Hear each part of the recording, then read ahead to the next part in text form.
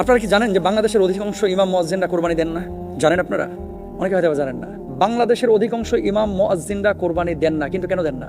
ঢাকার ইমাম মুয়াজ্জিনদেরকে আপনারা দেখে পুরো বাংলাদেশের চিত্র একরকম মনে করবেন না। এই যে কোরবানির ওয়াজ হুজুররা করে, আপনাদেরকে সচেতন করে, মুয়াজ্জিন সাহেবরা আপনাদেরকে সচেতন করে, কিন্তু কোরবানি কেন দিচ্ছে না? একটাবার কল্পনা করেছেন? পরশুদিন আমার একটা প্রোগ্রাম ছিল পরিবর্তন ফাউন্ডেশনের বগুড়ায়, 400-450 আলেম এসেছিলেন। মনোহর ভাই আয়োজন করেছিলেন তাদের স্বাবলম্বীকরণ প্রকল্প এবং দায় নির্বাচনের ক্ষেত্রে করণীয় কি, শীর্ষক আলোচনায় আমিও অংশগ্রহণ করেছিলাম। 5 জন ইমামকে আমি জিজ্ঞেস করেছি, আপনাদেরকে এই দিনাজপুর, রংপুর, ঠাকুরগাঁও, পঞ্চগড়, কুড়িগ্রাম, নাগেশ্বরী এইদিকে বেতন দেয় কত মসজিদে? হুজুর বেতন দেয় 3000 টাকা।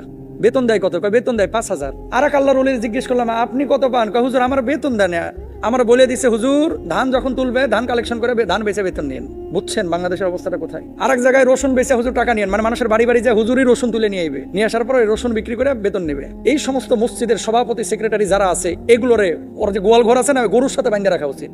আপনি ভাই মসজিদ কমিটি বা মসজিদ চালাইতে পারেন, আপনি মসজিদের কমিটি হন কেন? একটা মসজিদের ইমামের বেতন 3000 টাকা আপনি নির্ধারণ করেছেন। আপনি নিজে কল্পনা করেন তো আপনার পরিবারটা চালাইতে কত টাকা লাগে। তো আপনি যদি ইমামের দুঃখটা না বুঝেন, আপনি যদি খতিবের দুঃখ না বুঝেন, মুয়াজ্জিনের দুঃখ না বুঝেন, আপনি কমিটি হওয়ার উপযুক্ত না। যে মানুষটা বেতন পায় 3000, বাংলাদেশের অধিকাংশ ইমামদের বেতন ঢাকা শহরেই তো 10 থেকে 15,000 টাকা, খতিবদের বেতন 20,000 25,000। সবচাইতে ভালো মসজিদ যেগুলো, এগুলোর বেতন হচ্ছে 25,000-এর মধ্যে। এরা হয়তো বা টাইনা টুইনা ছাগল টাগল কোরবানি দেয়, কিন্তু গ্রামগঞ্জে যে হুজুররা আছে কোরবানি দিব কি? আর কোরবানি দেওয়ার পরে হুজুর একটু গোশতও পাঠায় না। আপনি নামাজ আদায় করছেন, আপনি লিডার মানেন, এটা কথিত লিডার।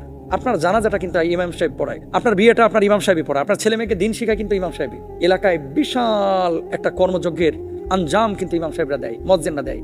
আর্থিক সচ্ছলতা তাদের নেই। হ্যাঁ, এখানে আমাদের ইমামদেরও দোষ আছে। এই যে মসজিদে একটা ঢোকার পরে চিন্তা করে এটাই আমার দুনিয়া।